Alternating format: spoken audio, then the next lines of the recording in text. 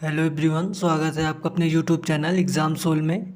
जैसा कि हमने आपको पिछले वीडियो में बताया था कि हम इसके इकोनॉमिक के सेकंड पार्ट के साथ जल्द ही मिलेंगे। सो ये हमारा सेकंड पार्ट है। अभी तक जिन्होंने चैनल को सब्सक्राइब नहीं किया वो चैनल को सब्सक्राइब कर लें और बेल आइकन प्रेस कर लें ताकि आने वाली ये नोटिफिकेशन सबसे पहले पहुँचे। तो ये देखिए हमारे इकोनॉमिक का सेकंड पार्ट है जो कि क्वेश्चन सारे इंपॉर्टेंट्स है। सो यहाँ पर देखिएगा हमारा क्वेश्चन क्या है। यहाँ पे देखिए हमारा क्वेश्चन दिया गया है, यदि दो वस्तुएं पूरक हों तो उनकी क्रॉस कीमत प्रत्यावस्था क्या होती है। यहाँ पे देखिएगा, यदि दो वस्तुएं पूरक हों तो उनकी क्रॉस कीमत प्रत्यावस्था में होती है। तो देखिए क्या होती है, तो उनकी क्रॉस कीमत जो है वो ऋणात्मक होती है, यानी कि कम हो जाती है। यदि दो वस्तुएं पूरक हों तो उनकी क्रॉस कीमत प्रत्यावस्था में कम हो जाती है, यानी कि ऋणात्मक हो जाती है। आइए अगला देखते हैं। अर्थशास्त्र में यूटिलिटी और यूज़फुलनेस का शब्द का अर्थ है। तो देखिए अर्थशास्त्र में यूटिलिटी शब्द का क्या अर्थ है, तो अर्थशास्त्र में यूटिलिटी शब्द का अर्थ है किसी वस्तु को प्राप्त कर संतुष्ट हो जाना। यहाँ पे देखिए यूटिलिटी का अर्थ होता है किसी वस्तु को प्राप्त करके संतुष्ट हो जाना। और यहाँ पे देखिए यूज़फुलनेस का अर्थ होता है, यहाँ पे यूज़फुलनेस का अर्थ होता है यहाँ पे कि जो हमारे यूज़ में आए, यानी कि जिसको हम पूरी तरह से यूज़ में ले सके, वो हमारे लिए यूज़फुलनेस होती है। और यूटिलिटी वो हो जिसको हम प्राप्त करके संतुष्ट हो सकें। तो यहाँ पे देखिएगा इन दोनों का अर्थ जो है वो भिन्न होता है। तो यहाँ पे देखिए बी वाला ऑप्शन राइट होगा। आइए अगला देखते हैं। अल्पावधि में भूमि के भिन्न किसी अन्य उत्पाद द्वारा अर्जित अवशेष को कहते हैं। तो देखिए अल्पावधि में भूमि के भिन्न किसी अन्य उत्पाद द्वारा अर्जित अवशेष को आभासी अवशेष कहते हैं, यानी कि आभासी लगान। अल्पावधि में भूमि में भिन्न किसी अन्य उत्पाद द्वारा अर्जित अवशेष को आभासी कहते हैं। आइए अगला देखते हैं। किसी वस्तु के उत्पादन की अवसर लागत होती है। तो देखिए वो क्या होती है, किसी वस्तु के उत्पादन की अवसर लागत जो वो त्यागा गया अगला सर्वोत्तम वैकल्पिक उत्पाद होता है। देखिए किसी वस्तु के उत्पादन की अवसर लागत त्यागा गया अगला सर्वोत्तम का वैकल्पिक उत्पादन होती है। आइए अगला देखते हैं। कीमत सिद्धांत को यह भी कहा जाता है। देखिए कीमत सिद्धांत को क्या कहा जाता है, तो उसको व्यष्टि अर्थशास्त्र कहा जाता है। कीमत सिद्धांत को व्यष्टि अर्थशास्त्र भी कहा जाता है। आइए अगला देखते हैं। किस बाजार स्थिति में फर्मों की अधिक्षमता होती है। देखिए किस बाजार स्थिति में फर्मों की अधिक्षमता होती है, तो देखिए एकाधिकारी प्रतिस्पर्धा में फर्मों की अधिकतम होती है। यहाँ पे देखिए बाजार में फर्मों की अधिकतम क्षमता होती है एकाधिकार प्रतिस्पर्धा में। आइए अगला देखते हैं। जब किसी वस्तु की कीमत गिरती है तो हम आशा कर सकते हैं। देखिए जब किसी वस्तु की कीमत गिरती है तब हम आशा कर सकते हैं कि उसकी मांग बढ़ने की। देखिए अगर किसी वस्तु की मांग कम हो गई है तो हम आशा करेंगे कि इसकी मांग जल्दी बढ़ेगी। तो यहाँ पे देखिए होगा उसकी मांग बढ़ने की आशा कर सकते हैं। आइए अगला देखते हैं। यहाँ पे देखिए जब किसी को किसी वस्तु को छोड़ने के बजाय उसके लिए अधिक कीमत अदा करनी पड़ती है तो उसे क्या कहा जाता है। देखिए जब व्यक्ति को किसी वस्तु को छोड़ने के बजाय उसके लिए अधिक कीमत अदा करनी पड़ती है तो उसे क्या कहा जाता है, तो उसे कहा जाता है देखिए उत्पादक का अवशेष। उसे बोला जाता है उत्पादक का अवशेष, जब व्यक्ति को किसी वस्तु को छोड़ने के बजाय उसके लिए अधिक कीमत अदा करनी पड़े। आइए अगला देखते हैं। भांग का नियम का आशय है कि जब किसी मांग अधिक होती है तब, यहाँ पे देखिएगा मांग का, यहाँ पे देखिए भांग नहीं यहाँ पे मांग है, ये मांग है। मांग का नियम का आशय है जब किसी की मांग अधिक होती है तब उस वस्तु की कीमत बढ़ जाती है। यहाँ पे देखिएगा जब मांग का नियम का यह आशय है कि जब किसी की मांग अधिक होती है तब उस वस्तु की कीमत बढ़ने लगती है। आइए अगला देखते हैं। अल्पाधिकार की एक सबसे प्रमुख विशेषता है। तो देखिए अल्पाधिकार की प्रमुख विशेषता है कि फर्मों की संख्या, यहाँ पे देखिएगा फर्मों की संख्या जो वो अल्पाधिकार की सबसे प्रमुख विशेषता है। आइए अगला देखते हैं। मांग वक्र प्रदर्शित करता है कि कीमत और मांग की मात्रा, यहाँ पे देखिएगा मांग वक्र क्या प्रदर्शित करता है कि मांग वक्र यहाँ पे देखिए प्रदर्शित करता है कि कीमत और मांग की मात्रा में व्युत्क्रमानुपाती संबंध है और प्रतिलोम संबंध भी है। देखिए मांग वक्र यह प्रदर्शित करता है कि व्युत्क्रमानुपाती संबंध है और प्रतिलोम संबंध भी है मांग की कीमत में। तो आइए अगला देखते हैं। यदि पेप्सी की कीमत कोका तथा 7 अप की कीमत की तुलना में घट जाए तो क्या होता है। देखिए यदि पेप्सी की कीमत कोका तथा 7 अप की कीमत में घट जाए तो यहाँ पे देखिए होता है कि कोका तथा 7 अप की मांग घट जाएगी। देखिए यदि पेप्सी की कीमत कोका तथा 7 अप की कीमत की तुलना में घट जाए तो कोका तथा पेप्सी, यहाँ पे देखिए कोका तथा 7 अप की मात्रा भी घट जाएगी। आइए अगला देखते हैं। नियम लागत को इस नाम से जाना जाता है। देखिए नियम लागत को किस नाम से जाना जाता है। तो नियम लागत को ऊपरी लागत के नाम से जाना जाता है। देखिए नियत लागत को ऊपरी लागत भी कहा जाता है। आइए अगला देखते हैं। क्वेश्चन ये इम्पोर्टेंट है, देखिएगा। ज्यों ज्यों उत्पादन में वृद्धि होती है औसत नियम लागत क्या होता है। देखिएगा जैसे जैसे उत्पादन में वृद्धि होती है औसत नियम का लागत भी कम हो जाती है। यहाँ पे देखिए जैसे उत्पादन में वृद्धि होती है, जो चीज़ की मात्रा देखिए ज़्यादा होगी उसकी कीमत निश्चित ही कम हो जाएगी। तो यहाँ पे देखिएगा जैसे जैसे उत्पादन में वृद्धि होती है औसत नियम लागत कम हो जाती है। तो आइए अगला देखते हैं। दीर्घावधि वाली साम्यावस्था में कोई प्रतियोगी फर्म क्या अर्जित करती है। यहाँ पे देखिएगा दीर्घावधि वाली साम्यावस्था में कोई प्रतियोगी फर्म क्या अर्जित करती है, तो सामान्य लाभ अर्जित करती है। यहाँ पे देखिएगा दीर्घावधि वाली साम्य अवस्था में कोई प्रतियोगी फर्म सामान्य लाभ अर्जित करती है। आइए अगला देखते हैं। निम्नलिखित पदार्थों में से किसका मूल्य घट जाने पर भी उसकी मांग में वृद्धि नहीं होगी। तो यहाँ पे देखिएगा नमक में जो है वो इसकी मात्रा अगर इसका मूल्य अगर घट जाता है तो भी इसके मांग में वृद्धि नहीं होगी, क्योंकि ये हमारे डेली के उपयोग में आता है। सो इसको हम डेली यूज़ करते हैं, तो इसकी मूल्य घट जाने पर इसकी मांग में वृद्धि नहीं होगी, क्योंकि इसको जितना यूज़ करना है, जितना आप यूज़ करते हैं उतना ही यूज़ करेंगे, कम ज़्यादा इसको नहीं यूज़ किया जा सकता। तो इसकी मूल्य घट जाने पर भी इसकी मांग में वृद्धि नहीं होगी। आशा करते हैं आप लोगों को समझ में आ रहा होगा, और जिनको ना समझ में आ रहा हो वो कमेंट बॉक्स में ज़रूर बताइएगा, इससे बेटर आपके लिए हम करेंगे। देखिए यहाँ पे हमारा अगला क्वेश्चन दिया गया है। जब किसी वस्तु x की स्थानापन्न की कीमत उतरती है तब x की मांग क्या होती है, उतर जाती है। यहाँ पे देखिएगा जब किसी वस्तु x की स्थानापन्न की कीमत उतरती है तब x की मांग भी उतर जाती है। यानी कि जब किसी वस्तु का स्थानापन्न कीमत उतरती है तो उसकी मांग जो भी वो भी उतर जाती है। तो यहाँ पे देखिएगा हमारा बी वाला आंसर राइट है। आइए अगला देखते हैं। उत्पादन प्रकार के साथ किसका संबंध है। तो देखिएगा उत्पादन प्रकार के साथ लागत व आगत का संबंध होता है। यहाँ पे देखिएगा यानी कि उत्पादन का कार्य का संबंध किससे है, तो लागत और आगत से है। आइए अगला देखते हैं। एक 45 अंश का पूर्ति वक्र प्रदर्शित करता है। तो देखिए एक 45 अंश का पूर्ति वक्र क्या प्रदर्शित करता है, तो इकाई लोचदार की पूर्ति करता है। यहाँ पे देखिएगा जब एक 45 अंश का पूर्ति वक्र होता है तो वो एक इकाई लोचदार की पूर्ति प्रदर्शित करता है। आइए अगला देखते हैं।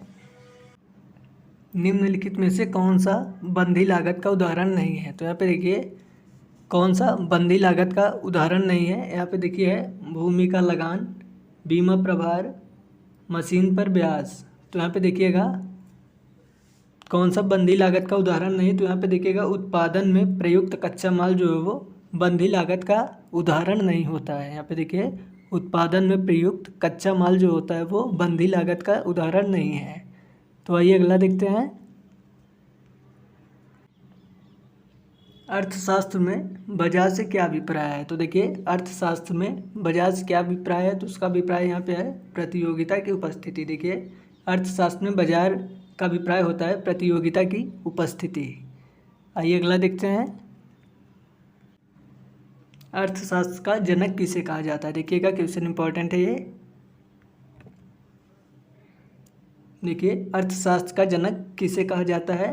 तो अर्थशास्त्र का जनक देखिए एडम स्मिथ को कहा जाता है। एडम स्मिथ जो वो अर्थशास्त्र के जनक कहे जाते हैं। देखिएगा, क्वेश्चन इंपॉर्टेंट है, ध्यान से देखिएगा। आइए अगला देखते हैं। परिभाषित शब्द उपयोगिता से अभिप्राय। तो देखिए, परिभाषित शब्द का उपयोगिता से क्या अभिप्राय है? तो उसका अभिप्राय यहाँ पे है, देखिए, किसी पर्य द्वारा सेवा में लाए जाने की क्षमता को जो है वो परिभाषित शब्द उपयोगिता से अभिप्राय होता है। यहाँ पे देखिए, परिभाषित शब्द का उपयोगिता से अभिप्राय होता है कि किसी पर्य द्वारा सेवा में लाए जाने की क्षमता से अभिप्राय है। आइए अगला देखते हैं।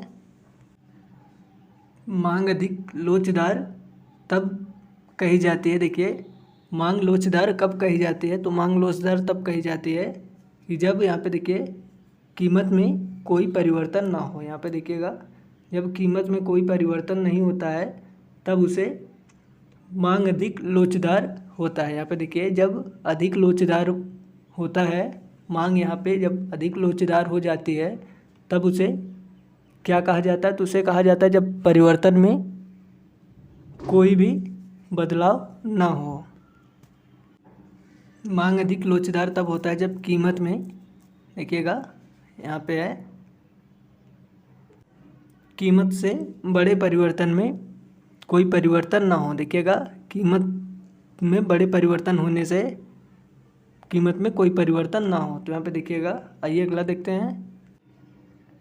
यदि किसी पर्य की मात्रा में परिवर्तन की दर उस पर्य की कीमत की तुलना में अधिक तीव्र हो तो मांग कैसी होगी? देखिए, यदि किसी पर्य की मांग में परिवर्तन की दर उस पर्य की कीमत की तुलना में अधिक हो तो मांग कैसी होगी? तो यहाँ पे देखिएगा, तब उसकी मांग जो है वो लोचदार होगी। यहाँ पे देखिए, तब उसकी मांग क्या होगी? लोचदार होगी। आइए अगला देखते हैं। किसी उत्पादन के लिए बाजार के आकार का संदर्भ किससे होता है? तो यहाँ पे देखिएगा, किसी उत्पाद के लिए बाजार के आकार का संबंध उत्पादन की जिस भौगोलिक क्षेत्र के लिए व्यवस्था करते हैं इसका संबंध उसी से होता है। यहाँ पे देखिएगा, किसी उत्पाद के लिए बाजार के आकार का संदर्भ किससे होता है? तो उत्पाद जिस भौगोलिक क्षेत्र के लिए व्यवस्थित हो उसका बाजार के आकार का संदर्भ उसी से होता है। आइए अगला देखते हैं। उत्पाद विभेदन निम्नलिखित में से किसका सर्वाधिक महत्वपूर्ण लक्षण है? यहाँ पे देखिएगा, उत्पाद विभेदन जो है वो एकाधिकारी प्रतियोगिता का सर्वाधिक महत्वपूर्ण लक्षण है।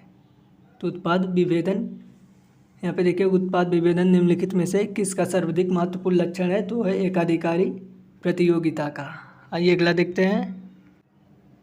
इनमें से कौन सी बंधी यानी कि नियत लागत नहीं है? देखिए, इनमें से कौन सी नियत लागत नहीं है? तो देखिए, कर्मचारियों को वेतन भुगतान जो वो नियत लागत नहीं होती। यहाँ पे देखिए, कर्मचारियों को वेतन भुगतान जो होता है वो नियत लागत नहीं होती यानी कि बंधी लागत, जिसको नियत बोला जाता है, ये है बंधी लागत। आइए अगला देखते हैं। बिक्री लागत से अभिप्राय। तो देखिए, बिक्री लागत से क्या अभिप्राय होता है? तो यहाँ पे होता है विज्ञापन की लागत जो है वो बिक्री लागत से अभिप्राय होता है। यहाँ पे देखिए, बिक्री लागत से विज्ञापन की लागत का अभिप्राय होता है। आइए अगला देखते हैं।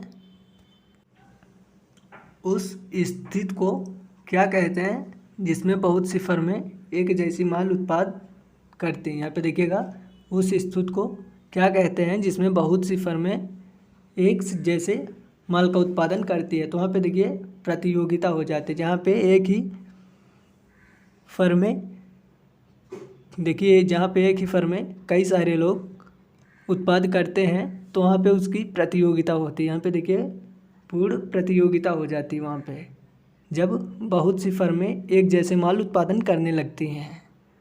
आइए अगला देखते हैं।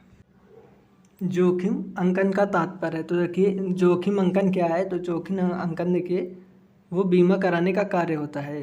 जोखिम अंकन जो है एक बीमा कराने का कार्य है। यहाँ पे देखिए जोखिम अंकन का तात्पर्य क्या है, तो उसका तात्पर्य है जोखिम बीमा कराने का कार्य है। आइए अगला देखते हैं। उपभोक्ता किसी वस्तु की जितनी कीमत देने की तैयार है उस कीमत तथा उसके द्वारा वस्तुता की कीमत के बीच के अंतर को क्या कहा जाता है। देखिए उपभोक्ता किसी वस्तु की जितनी कीमत देने की तैयार है उस कीमत और उसके द्वारा वस्तु की कीमत को बीच के अंतर को क्या कहा जाता है, तो देखिए उसको बोला जाता है उपभोक्ता का अधिशेष। देखिए उपभोक्ता जब किसी वस्तु की कीमत देकर उसे खरीदने के लिए तैयार होता है तो उसके बीच के अंतर को क्या कहा जाता है, तो उसको कहा जाता है उपभोक्ता अधिशेष। आइए अगला देखते हैं। उस अवस्था में उत्पादन की मात्रा का निर्धारण कर लेना समझदारी का काम है जब उद्योग चल रहा हो। तो देखिए जब उस वो अवस्था कौन सी है जब उत्पादन को निर्धारण को समझदारी से काम कर लेना चाहिए और उसका उद्योग चल रहा हो। तो स्थिर प्रतिफल की अवस्था में, देखिए स्थिर प्रतिफल की अवस्था में उस अवस्था को उत्पादन की मात्रा का निर्धारण कर लेना समझदारी का काम है जब उद्योग चल रहा हो स्थिर प्रतिफल की अवस्था में। आइए अगला देखते हैं। पूर्ण प्रतियोगिता में, तो देखिए पूर्ण प्रतियोगिता का क्या अर्थ होता है, तो इसका अर्थ होता है यहाँ पे देखिए औसत आय सीमांत आय के बराबर होती है। पूर्ण प्रतियोगिता में औसत आय सीमांत आय के बराबर होती है। यहाँ पे देखिए पूर्ण प्रतियोगिता का मतलब होता है कोई भी औसत आय जो है वो सीमांत आय के बराबर होती है। आइए अगला देखते हैं। कुल नियत लागत वक्र होता है। तो देखिए कुल नियत लागत वक्र क्या होता है, तो होता है समस्तरी। यहाँ पे देखिए कुल नियत लागत का वक्र जो है वो समस्तरी होता है। आइए अगला देखते हैं। उपभोग फलन का अभिप्राय, तो देखिए उपभोग फलन का अभिप्राय क्या होता है, तो इसका अभिप्राय ये होता है कि आय और उपभोग के बीच के संबंध बताता है। यहाँ पे देखिए उपभोग फलन जो है वो आय और उपभोग के बीच का संबंध बताता है। तो आइए अगला देखते हैं। एकाधिकार का देखिए क्या अर्थ होता है, एकाधिकार का क्या अर्थ होता है, तो देखिए एकाधिकार का अर्थ होता है एकल क्रेता। यहाँ पे देखिए उसको बोला जाता है एकल क्रेता।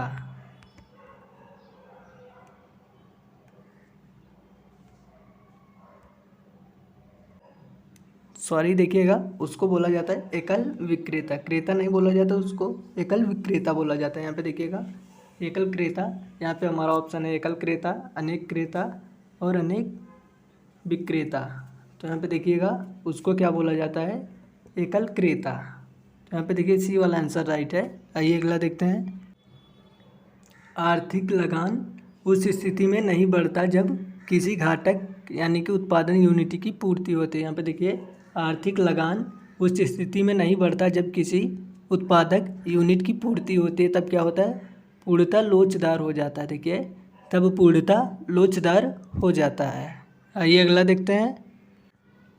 सीमांत लागत का क्या अभिप्राय है, तो देखिए सीमांत लागत किसे कहा जाता है, सीमांत लागत उसे कहा जाता है जब उत्पादन का एक अतिरिक्त यूनिट उत्पादित करने के लिए, यहाँ पे देखिए उत्पादन का एक अतिरिक्त यूनिट उत्पादित करने को सीमांत लागत कहा जाता है। आइए अगला देखते हैं।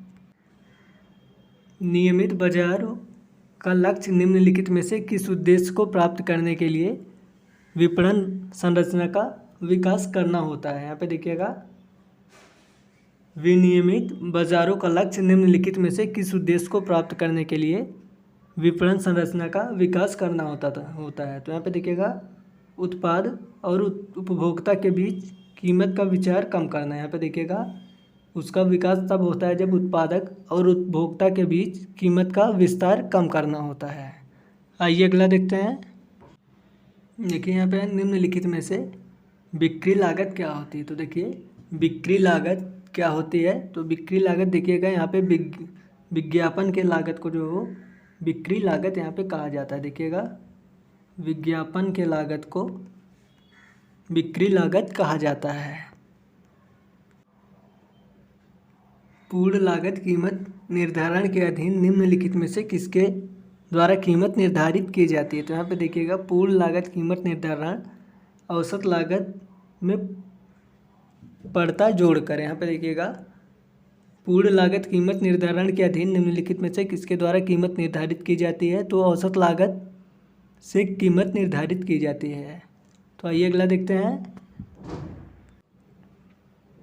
जब किसी वस्तु की मांग वक्र एक्स अक्ष के समांतर हो तब उस वस्तु की मांग लोच होती है। तो देखिए, तब उस वस्तु की मांग कितनी लोच होती है? तो होती पूर्ण लोच होती है। देखिए, जब किसी वस्तु की मांग वक्र एक्स अक्ष के समांतर हो तब उस वस्तु की मांग पूर्ण लोच होती है।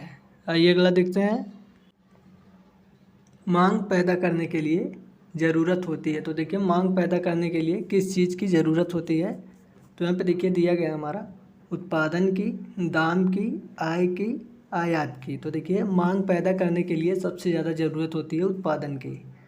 जितना ज़्यादा उत्पादन होगा उतनी ज़्यादा उसकी मांग होगी। यहाँ पे देखिएगा, उत्पादन जितना ज़्यादा होगा उसका मांग उतनी ज़्यादा होगी। तो यहाँ पे देखिए, मांग पैदा करने के लिए उत्पादन की ज़रूरत होती है। आइए अगला देखते हैं। वस्तु के मूल्य में अधिक परिवर्तन होने पर उसकी मांग में परिवर्तन नहीं होता है। तो देखिएगा, तो वस्तु कैसी होती है? तो वो वस्तु जो बलोचदार होती है। यहाँ पे देखिएगा, वो वस्तु बलोचदार होती है जिस वस्तु की मूल्य में अधिक परिवर्तन होने पर उसकी मांग में परिवर्तन नहीं होता है। जैसे कि नमक। यहाँ पे देखिएगा, जैसे कि नमक। देखिए, नमक एक ऐसा है जिसका उत्पादन बढ़ जाने पर भी इसका मांग नहीं बढ़ेगी। तो यहाँ पे देखिएगा, नमक का उत्पादन बढ़ जाने पर भी इसका मांग नहीं बढ़ेगी।